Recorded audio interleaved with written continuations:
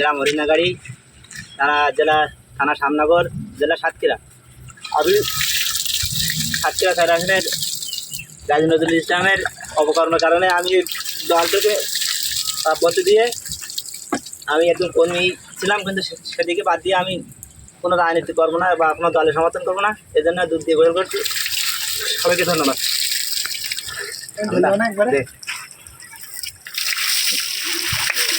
এই আমাদের এলাকার ভাই মোহাম্মদ দেলাওয়ার হোসেন, সে আজকে যে দুধ দিয়ে সে গোসল করার পরে যে দল ত্যাগ করেছে, তার কারণ হচ্ছে আমরা জানি সে দীর্ঘদিন ধরে জামাতের রাজনীতির সাথে সক্রিয় মাঠে কাজ করে এবং সে একটা জামাতের কর্মী। তো এই আমরা সাতক্ষীরা জেলা শ্যামনগর 4 আসনের যে এমপি গাজী নজরুল ইসলাম যে একটি অনৈতিক কাজ এবং অপকর্মের সাথে লিপ্ত হয়েছে, এটা আপনারা দেখেছেন বিভিন্ন মিডিয়ায় এটা প্রচার হয়েছে এবং এটা প্রমাণিত হয়েছে। দল ইতিমধ্যে তাকে বহিষ্কার করেছে।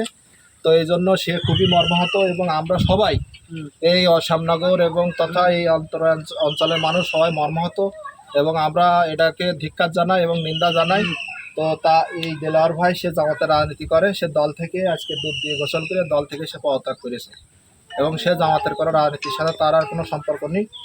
তো আমরাও এই গাজী নজরুল ইসলামের এই যে 4 আসনের এমপি হিসেবে তাকে দেখতে চাই না, তাকে দ্রুত পদত্যাগের আহ্বান জানাচ্ছি।